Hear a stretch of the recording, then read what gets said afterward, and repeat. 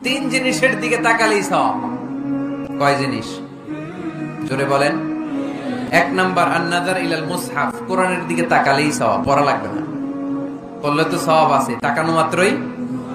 দুই নাম্বার আন-নাযার ইলা ওয়াজহিল ওয়ালিদাইন, মা বাবার চেহারা,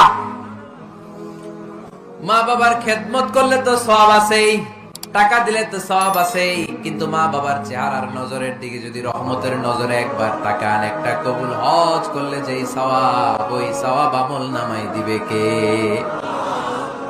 তিনবার বললেন আল্লাহ রাসূল এই মায়ের কথা। কয়বার?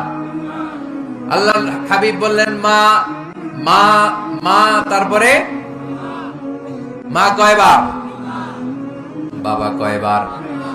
তার মানে ইসলাম মাকে দিয়েছে স্বর্ণ পদক, ইসলাম মাকে দিয়েছে রৌপ্য পদক, ইসলাম মাকে দিয়েছে ব্রোঞ্জ পদক, বাবাকে দিয়েছে সান্ত্বনা পুরস্কার।